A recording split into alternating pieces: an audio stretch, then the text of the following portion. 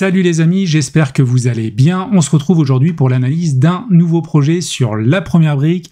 Ce projet se nomme l'Iris, il est dans le département du 94. La collecte aura lieu le vendredi 24 novembre, donc à 10 h, dans 2 jours. Une collecte assez importante encore, 720 000 €. 5 000 € de montant maximum par investisseur et un rendement un peu plus élevé que d'habitude, à 11,5% sur 18 mois. Alors je voulais te faire remarquer que le montant des collectes était de plus en plus important sur la première brique, 720 000 €, 784 000 €, 705 000 €. Écoute, ça monte, là 660 000, là 1 150 000, bon là un petit peu moins, mais globalement, les collectes monte de plus en plus, donc c'est aussi un petit peu normal à mon sens, c'est mon avis personnel, que les projets ont un petit peu de mal à se clôturer. Et je voulais t'indiquer également que j'ai investi sur les 2 autres projets. Les 2 derniers projets sont encore en cours. Alors le Harold, moi, il m'intéressait, il y avait quelques critères, voilà, qui étaient un petit peu plus délicats, c'est pour ça que j'ai mis la moitié d'un billet. Par contre, sur le Mondrian, je suis plutôt vraiment confiant. Un beau projet, je pense, qui devrait pas poser de problème. Alors, juste avant d'analyser la plaquette, écoute, un petit point sur mon tableau de bord, 164 000 € d'investissement cumulé, 96 projets au total, 12,21% de rendement moyen, sachant qu'il y a les codes bonus inclus dedans. Et si tu découvres, ou si tu veux découvrir plutôt la première brique, écoute, dans la description, il y a un petit lien qui te permettra d'obtenir 1% supplémentaire sur ton premier projet. Alors, on attaque la plaquette et on y va, donc 720 000 €, 11,5% l'an, 12 mois. L'opération l'Iris se situe à Fresnes, au sud de la capitale, dans le département du Val-de-Marne. Le projet consiste en l'acquisition d'un ensemble immobilier comprenant 30 lots, donc ça c'est super conséquent, gros projet, pour une superficie totale de 1600 m², donc, dont 15 lots sont déjà loués. Alors le but est de détacher les 30 lots après rénovation. En ce sens, des travaux de gros et second œuvre seront entrepris, les lots seront revendus après réhabilitation. Donc ils envisagent une marge de 17%, donc ça c'est pas mal, et nos 2 porteurs de projet sont âgés de 42 et 43 ans, bon ça à la limite peu importe, mais surtout ils comptent déjà de nombreuses opérations soldées avec succès, donc ça c'est toujours important de regarder cela. Alors, on se situe où? Au sud de Paris, entre Créteil, Massy et Versailles, à Fresnes. On va récupérer l'adresse, donc c'est 102 avenue de la Paix. Alors, hop, on va sur Google Maps comme d'habitude, on va descendre. On est au nord, en fait, de Paris-Orly. Donc je sais pas s'il y a des nuisances sonores, sûrement. Je sais pas dans quel sens sont les pistes. Ouais, bon, ça va, si c'est latéral, ça devrait pas poser de problème. Alors, on va zoomer. Je sais pas pourquoi il y a une zone un peu plus claire ici. Enfin, un peu plus foncée, pardon. Bon. Peu importe, on va descendre. Alors, c'est ce bâtiment-là. Donc là, il y a une autre grosse résidence tout autour, mais ça concerne pas le projet. Nous, c'est vraiment cette partie-là là, qui est délimitée. Alors, je vais prendre le petit bonhomme et on va aller dans la rue. Si ça veut marcher, c'est bon. On est à la limite d'une autre commune, ici, Chevilly-la-Rue. Et on voit bien qu'on est au 102. Donc voilà l'emplacement. Alors je vais me décaler un tout petit peu. Donc on a nos places de parking. Et c'est ce bâtiment, donc rez-de-chaussée plus 4 étages. Donc c'est là où sont les 30 lots. On va faire un petit tour de l'autre côté. Là, il y a une sorte de petit parc derrière, et là, il y a également d'autres lots avec des balcons.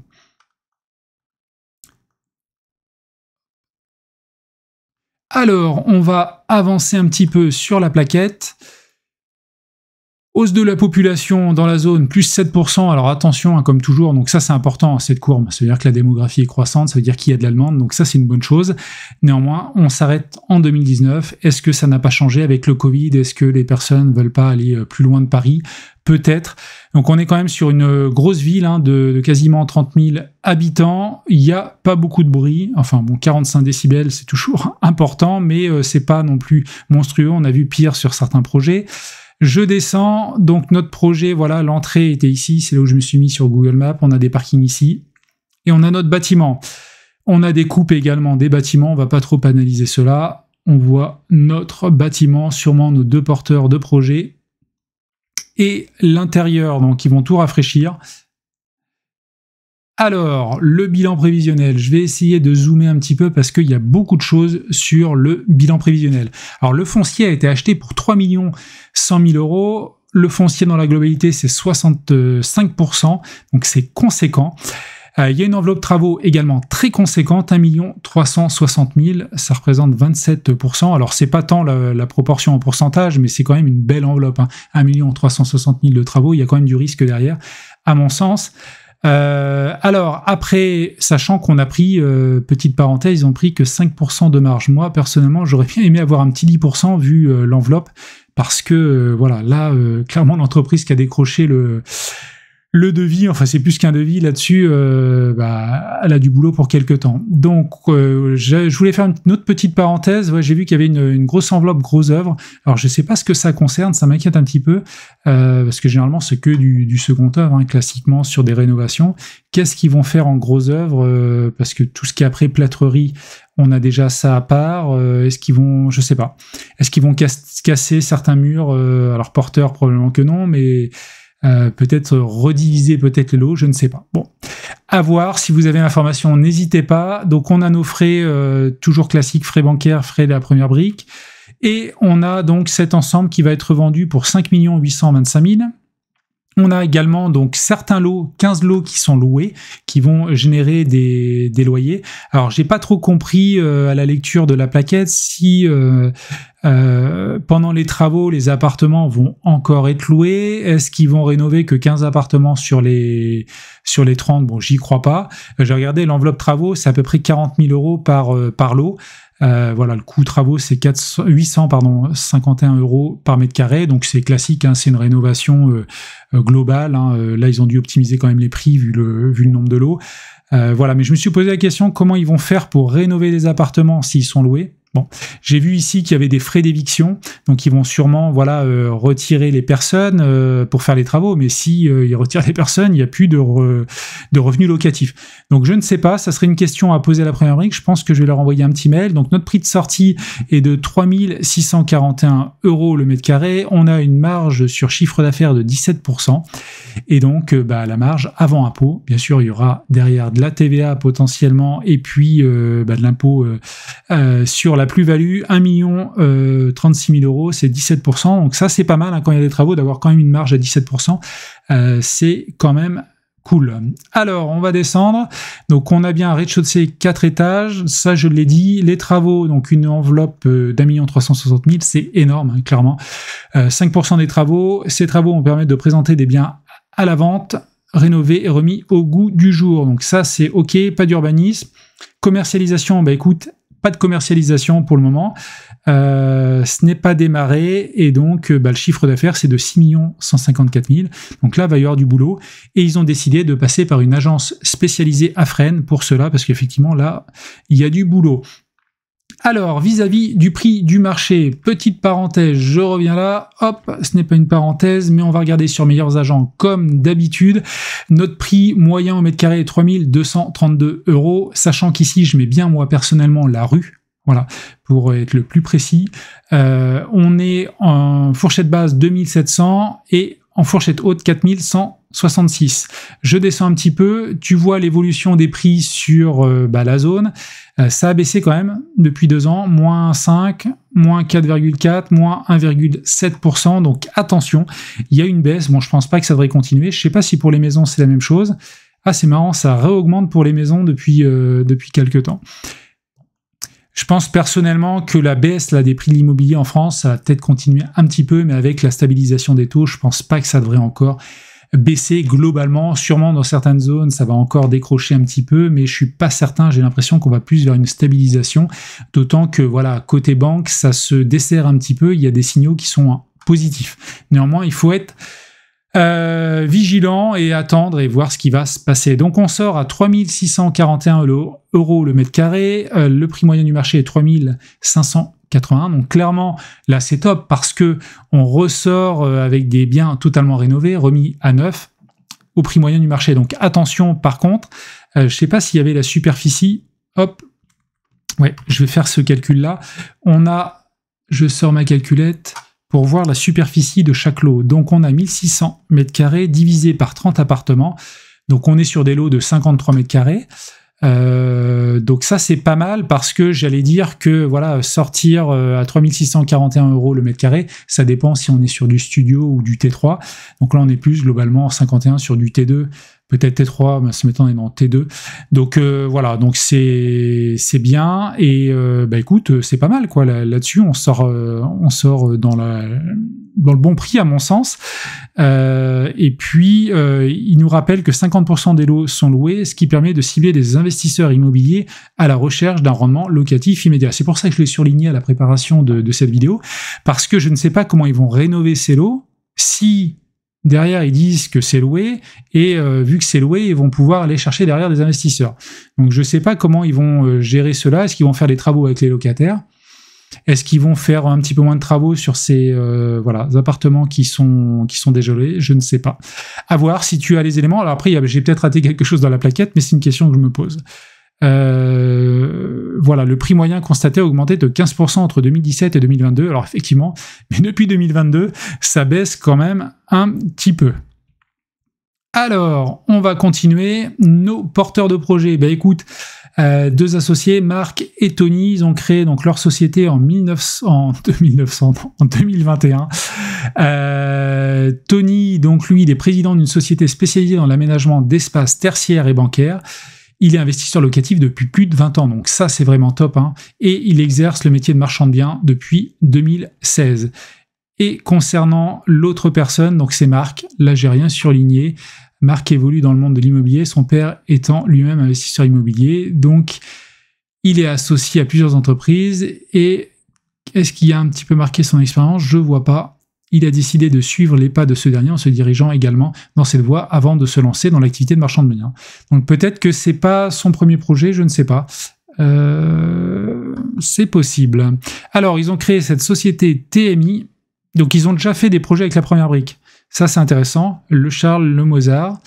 Donc l'Iris c'est celui-ci. Alors la société qui a été créée en 2021, on a des capitaux propres de 306 000 €, des dettes de 3 millions. Alors attention, il y a quand même du compte courant associé, donc ça baisse un petit peu, on est à 2,5 millions, mais le ratio est très très conséquent. Alors clairement, il y a du stock, hein, donc faut espérer qu'ils vendent des choses, mais là il y a un endettement qui est vraiment conséquent sur la société. Au-delà de ça, donc le track record, il nous présente le projet Le Mozart. Gros projet également, 1 185 000, 31% de marge, c'est énorme. Donc je crois qu'il est en cours encore ce projet. Moi, j'ai pas investi dessus, hein, tu as peut-être investi dessus. Je crois qu'il était sorti au mois de décembre, mais je ne sais pas si c'est au mois de décembre 2021 ou 2022. Je ne sais pas s'il est terminé, mais je suis pas sûr. Alors, concernant les garanties, très important là pour le projet. Donc on a la caution personnelle, on a une GAPD également sur la société donc Zoé Invest et groupe TDSI, donc je pense les deux sociétés des deux personnes, et on n'a pas d'hypothèque de premier rang, ni d'hypothèque de second rang, on a une promesse d'affectation hypothécaire, donc ça moi c'est pas quelque chose qui me plaît vraiment. Une promesse d'affectation hypothécaire sera établie afin d'obtenir l'inscription d'une hypothèque de second rang derrière la banque sur le bien, et ce à notre de première demande. Donc ça, c'est vraiment quelque chose que je vais étudier par la suite. Je vais sûrement essayer d'interviewer quelqu'un, un juriste, parce que la question que je me pose, cette promesse donc sera établie, ça veut dire quand même qu'il signe, il y a un engagement juridique, je pense, avec le notaire, en vue de faire l'inscription derrière. Donc je ne sais pas jusqu'à quel point ça les engage. Néanmoins, effectivement, c'est un petit peu dommage. Alors est-ce qu'ils ont été pressés par le temps, ils n'ont pas eu le temps, la première brique, de demander l'hypothèque de second rang, parce que là, il y a une banque sur le projet. C'est une vraie question que je me pose, et là, c'est quelque chose que je vais devoir creuser prochainement et poser à la première brique, ou éventuellement faire une interview, si tu connais quelqu'un d'ailleurs, que je pourrais interviewer, quelqu'un qui est compétent sur les garanties côté immobilier, ça m'intéresse. Mais je pense que je vais essayer de caler ça dans les prochaines semaines. Alors, concernant les deux GAPD, écoute, sur Zoé Invest, donc ça, c'est la première société, capitaux propres et dette, écoute, là on est vraiment pas mal, c'est top, rien à dire là-dessus. Et concernant l'autre société, là aussi on a des ratios intéressants, 500 000 pour, on va dire 800 000, hein, je grossis rapidement. L'endettement est tout à fait correct. Il n'y a pas de souci là-dessus, les sociétés sont viables. Alors, concernant le financement, c'est ça qu'il faut bien comprendre dans ce projet-là, parce qu'on va sortir à peu près à 6 millions de chiffre d'affaires, plus de 6 millions. Ils ont emprunté 4 170 000 à une banque. La banque a dû leur demander d'apporter peut-être 20-25% de fonds propres. Eux, ils apportent que 227 000. J'ai vu ici que ça représentait que 4,5% du projet, c'est vraiment pas beaucoup. Hein. Là, il y a peu d'engagement des deux porteurs de projet et 720 000 euros de la première brique qui apporte donc 14%. Voilà. Donc voilà comment se présente un petit peu le projet. Mais effectivement, je trouve que l'apport là des deux porteurs est quand même un petit peu faible. Donc je vais revenir sur le bilan financier pour faire la petite synthèse. Il y a des points positifs, il y a quelques points qui sont moins positifs, pour ne pas dire un petit peu négatifs. Alors attends, j'essaie de retrouver ma slide. Hop, c'est ici. Donc déjà, le ratio entre le foncier et les travaux, il est correct. Néanmoins, voilà, l'enveloppe travaux est très très conséquente, je trouve. 1 360 000 euros. Donc c'est normal, hein, ils refont 30 lots.